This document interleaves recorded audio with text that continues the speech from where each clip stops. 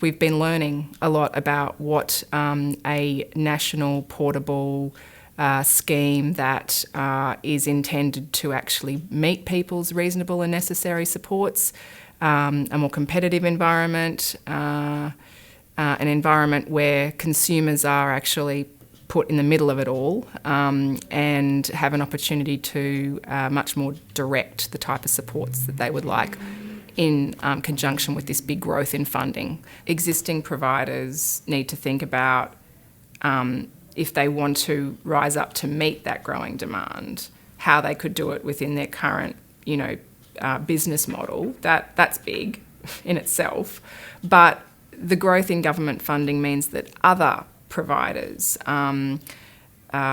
will want to explore whether there's opportunities for them to actually meet the needs of consumers, this sort of more empowered kind of consumer. Whilst at the same time organisations need to be reviewing their own business models, they also need to be aware that it's becoming a much more competitive environment, to not get caught up in the lights of that competition, to actually use it as an opportunity to draw in their existing service users to understand deeply what is working about the current business model, what services or supports are valued, which ones they're perhaps not doing so well, possibly because they're not different from a service that's being delivered by a provider down the road.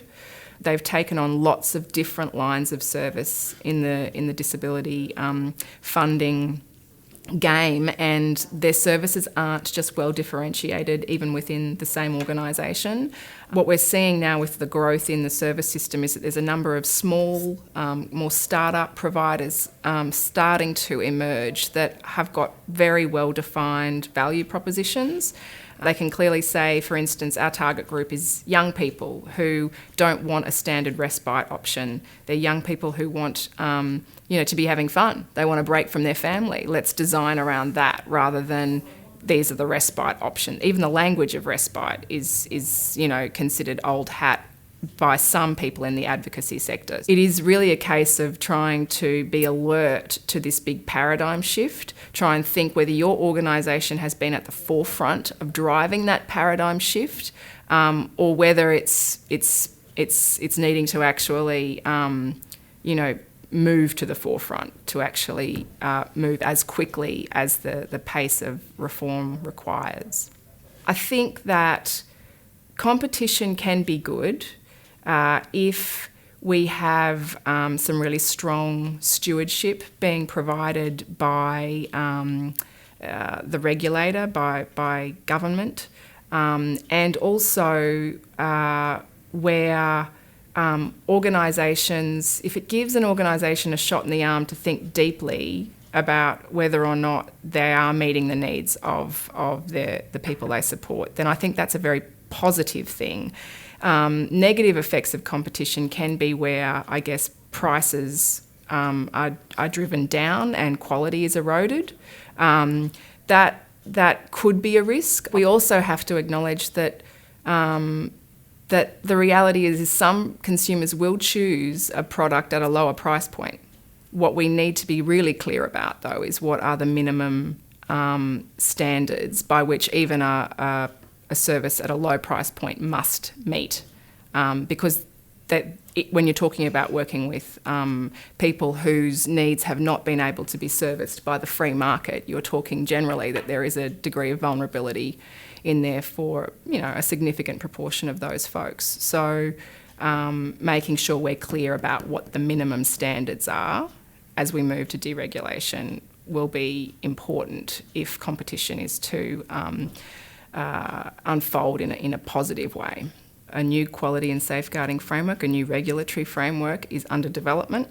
Right at this point in time, the state and territory quality and safeguards arrangements continue to apply, so we're not without arrangements, but those arrangements continue to be very fragmented and different from one jurisdiction to another, which means that for the consumer, the safeguards are, there's a degree of there's some points of difference, I guess, if you wanted to travel across from New South Wales into Queensland. There's some points of difference there that actually make it difficult for providers in terms of managing the regulation and the impact on their business, as well as just confusing and somewhat unhelpful for consumers. So this is an opportunity to think deeply about whether or not the level, amount of regulation and the type of regulation is fit for purpose for this new reform. At the heart of this, we are moving to a social insurance model, which is very different, and we need a regulatory framework to match. And providers who may not be, if they've only ever been in a service delivery role or an operational role, many of whom have moved around, but if they haven't had the experience of thinking about those big picture regulatory decisions, it can be hard to influence decisions about what kind of framework would be good. And that's why we need entities like peak bodies and governments to work deeply, talking through all the implications with service providers as to what that would mean for their business, so that they can give us advice about what the new world should look like. For people with disability and their carers, there has been strong input into the quality and safeguards consultation process, and there are a range of views. Many people who are, empowered consumers who've been looking for this change for a long time are really keen to see opportunities for people to be able to use their money with providers that are not necessarily registered providers, who wouldn't be subject, I guess, to the same level of regulation. So they're pushing strongly for some flexibility around parts of the market, regardless of whether or not you're a registered provider or not, that you should have really strong complaints management processes, because if there is a problem, if something goes wrong, there does need to be accountability, and particularly with taxpayer money, that will be the expectation that there is accountability. So there is a conversation going on, I think, for consumers, which is one of, well, we want a lot more flexibility, but we also want the safeguards.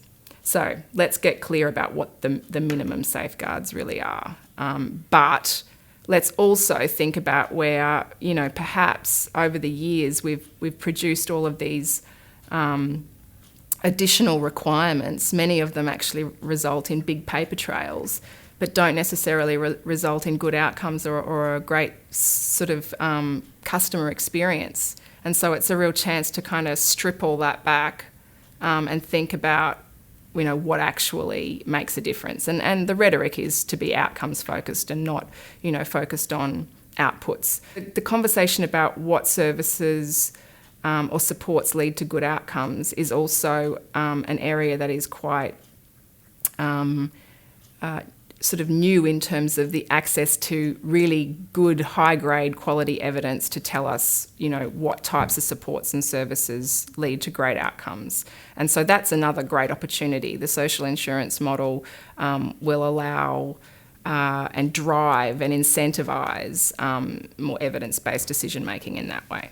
So National Disability Services is the peak body for non-government disability service organisations. We have over 1,000 members. So we see ourselves as having a very strong role in influencing the shape of the NDIS. I think a lot of stakeholders are really pleased with the vision for the NDIS. It's highly complementary to the vision set down in the National Disability Strategy. Again, a framework that the sector is really pleased with. But we are, I guess, now the devil's in the detail. We've got to work through in actually operationalising the vision. I mean, boards themselves have been looking strongly at their skills mix, their structure, whether or not they've got sufficient subcommittees, for instance, focusing on sort of thorny issues, whether or not in terms of the skills mix they have a good balance of people who've both got lived experience, because you don't want to take your eye off the ball in terms of your connections to consumers. Organisations have been doing a lot of organisation and service review work, and trying to understand to what extent all of the services they provide on a line-by-line service basis are profitable, which are in fact not profitable, getting a really clear grip about where they cross-subsidise, and taking very strategic decisions about whether or not that cross-subsidisation can be sustained in the new world, or whether they need to look at ways of either ceasing that activity, or doing it in a different way that will be more cost effective. Financial sustainability, good governance, and then workforce is another area that is very important. The growth of the service system means that we are very likely to have skills shortages. Assistive technology will have a role in the future, and probably a bigger role than it's had to date, so it will relieve some of that concern about skills shortages, but support workers will continue to play a major role, and so attracting those people into your organisation and retaining them, whilst at the same time being able to provide a service that's within service boundaries according to the prices that are being paid, is very challenging, because for some organisations they may well have industrial instruments that are not fit for purpose for the new NDIS pricing. They may be hampered with some enterprise bargaining agreements that do not fit with the expectation that providers should be remotely supervising support workers across multiple service settings, outside standard business hours. There is a need for organisations to review whether or not their industrial arrangements are appropriate for the new reform. And that's a conversation that needs to be had with the workforce as a whole, and indeed with the board. It's a long conversation, not a short one. Information is the starting point. You really have to very seriously school yourself. The response from some providers that are uninitiated may well be, well, we are very focused on business as usual. We are struggling to meet demand. We are currently very busy coping with the demands of existing arrangements, which is true. There is no choice but to try and keep the business ticking along within the current business model and the existing arrangements, and creating management capacity to school yourself on the impact of these new reforms. There are peak bodies that can help organisations synthesise that information into digestible chunks for them. That's the job of a peak body. So they should strongly look to key sources of information like that to help them get up to speed quickly. So that's the first step. And then I think, I believe in an organisation review. There are a number of tools out there for organisations, free tools. I think that's a very important step for an organisation to do, a reasonably comprehensive but not laboured org review, and not one that's focused necessarily on, a 3 to 5 year strategic planning exercise, which might have been appropriate in the old world. But I think, in the new world, you're probably doing an org review to support scenario planning. What if this, what if that? Which of the scenarios are the most likely? How can we, be agile in responding to one or more of those?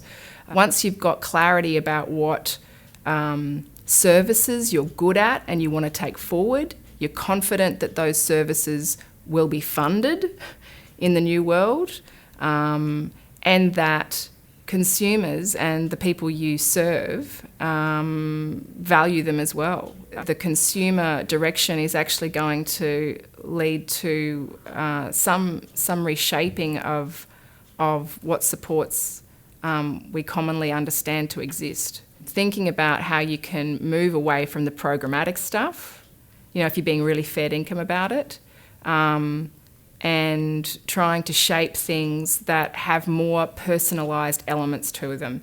The back office, like the behind the scenes, there may well be some standardisation, because that's the nature of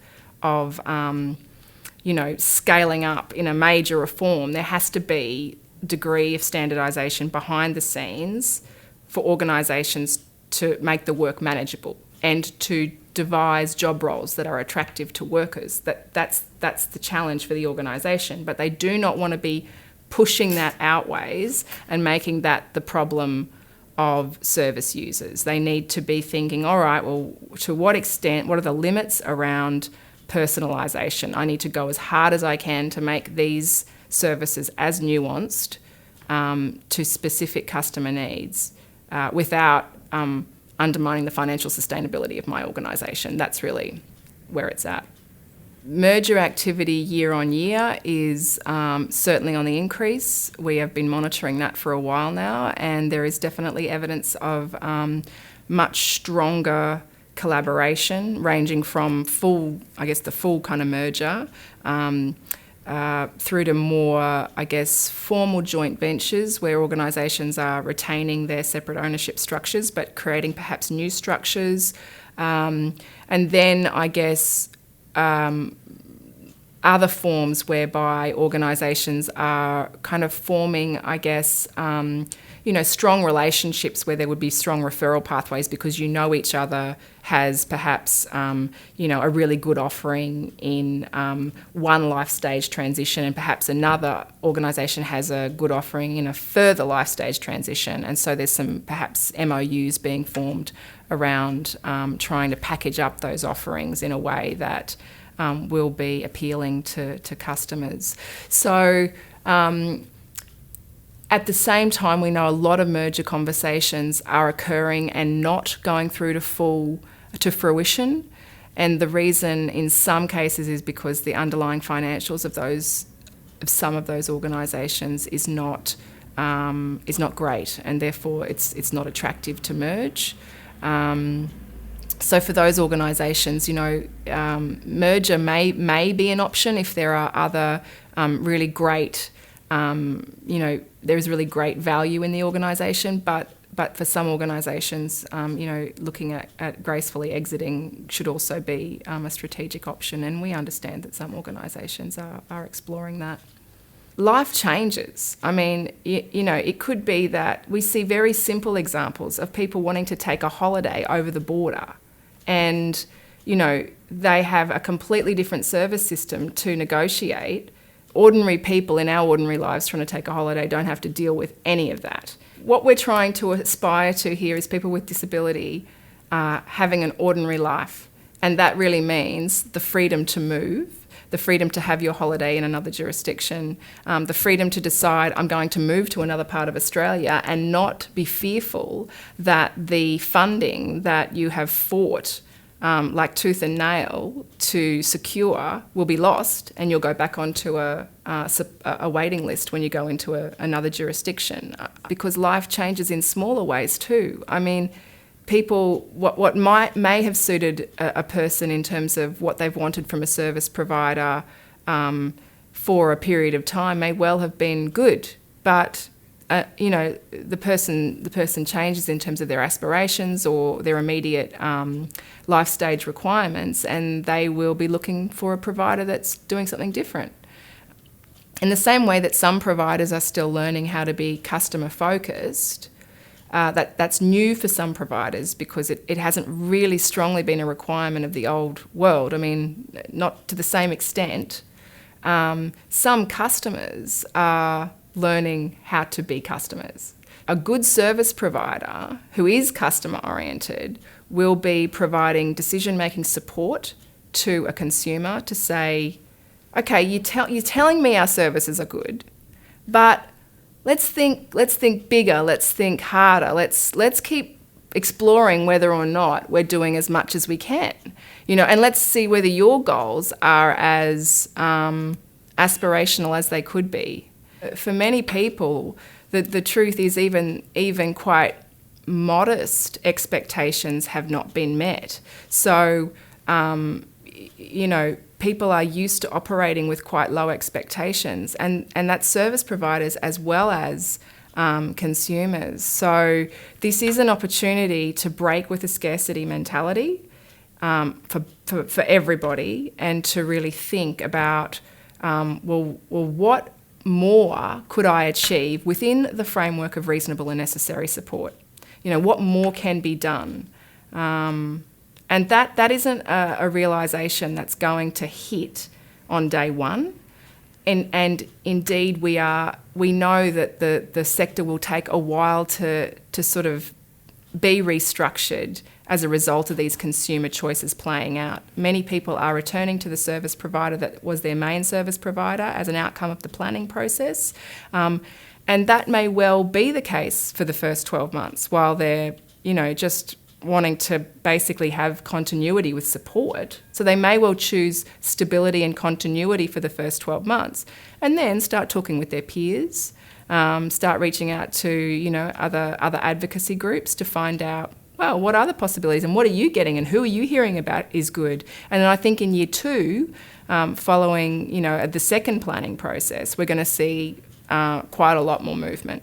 So organisations sort of have, even if they're a little behind the 8 ball and they're just focused on the nuts and bolts of how they transition into a new set of arrangements and what the immediate operational impact is, if that's where their head is at, then I think they've probably got, maybe 12 months to really then get their act together to do the more transformational work. The role that advocacy services plays is critical in terms of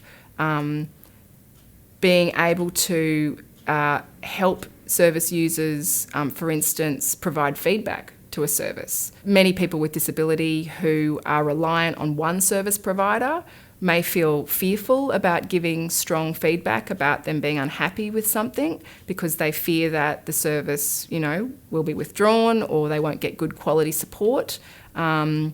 So an advocate is a very important person in assisting that person to give strong feedback to a service. Advocacy services are great at actually assisting with supported decision making. There will be aspects of a person's life where they are strong at making independent decisions, and there may be aspects where they're not so strong.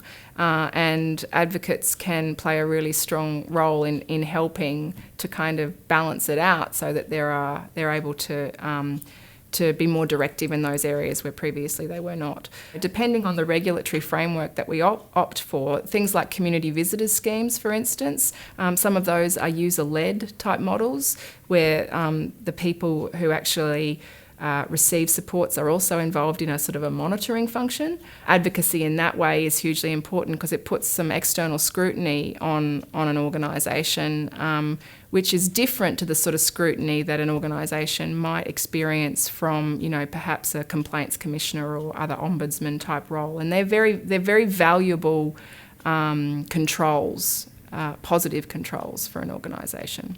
Just very important to focus strongly on listening to your current service users. I think your current service users are hugely instructive for you in figuring out what your immediate next steps are. You really do need to be reaching out to your existing service users and understanding the extent to which they are satisfied with services at the most basic level, all the way through to whether or not they think they're making progress on their goals and the things that are important to them. And so evaluating your service at a higher standard as well, not just for satisfaction, but for making a change, a positive change in people's lives. And that's always about connecting back in with people's lived experience of what it means to either be frail and aged or to be a carer of a person who is frail and aged, to connect deeply in with the day-to-day experience of what that means and what it is like to have to deal with formal services when your own capacity is limited because either you're frail-aged or you're caring for a person that's frail-aged. Trying to make it that much easier for people to deal with those systems, to deal with the interfaces between your service and other services, and your service and other bureaucracies. I think those are the things, they are the fundamental things that customers continually, repeatedly talk about being broken and create huge stress. So I think if organisations can think deeply about those perennial problems, before jumping into worrying about competition and governance and those things that are important, but they do it by starting with a kind of grassroots approach. I think that's a good way forward. For people facing, like really difficult kind of decisions toward the end of a moderate sort of end stage dementia process, if you're looking at placing the person, it's an incredibly difficult decision for the spouse and for the family. That takes up so much energy, emotional energy, just kind of working that through and dealing with the transactional tasks of looking at possible nursing home placements that would be suitable. If at the same time you've had your paperwork through Centrelink and the Department of Ageing not talk to each other, or there's been a breakdown in communication a number of times, and you're forced to tell your story over and over again and keep resending the same information, then it just it's overwhelming. And I think if services can be deeply sensitised to how overwhelming it is and really make an extra effort at those fundamental transition stages, then it just makes an incredibly difficult time of life that much easier. And you can focus on the things that are important, like a grief process, as compared to the finer points of whether the assets are correctly described here or there. I mean, those things can really derail an important natural process that is hard enough. Always for human service systems, I think, trying to have really nice, tight referral pathways, warm handovers between services, between services and bureaucracies, other intermediaries, like accountants and lawyers who have to review contracts. Like and particularly in the aged care sector, there is a lot of other intermediary entities that are part of that chain. And if you've got service providers and advocacy organisations highly attuned to those where the breakdowns can occur, what can we do to provide some wraparound support and ideally be funded for it, then you are making the person's life, the family's life, just that much easier. In my family's case, I mean, my father was able to access dementia-specific support from a provider that was specialised in that. And so all of the support workers and the organisation as a whole, the whole organisation was geared deeply toward understanding the impacts of dementia on a person. That's a general process. So that they made a point of being really good at understanding that. And then, for my father interacting with that service system, they then had good support workers that were able to kind of, deeply personalise the supports and understand what he was, good at and what his preferences were and what things were still intact for him. And that service was incredibly positive, but there were also experiences in making a change out of the community services system and going into the placement situation that were dreadful, and that very much the experience was of being just a number, and that it was a business, actually. Like the fact that it was a business and it was not about a real fundamental kind of change, a grief process was just an irrelevance. There was just stuff that needed to get done, and it was, at a time that was, very, very difficult. It was an emotional time, and to have that experience of customer service at that time was very unfortunate. That is one of the negative effects of competition, I think, that if businesses get too fixated on the opportunities for growth, and lose touch with working through people's individual needs at that point in time, then it's awful. It just and I think actually from a business perspective, it's not good either.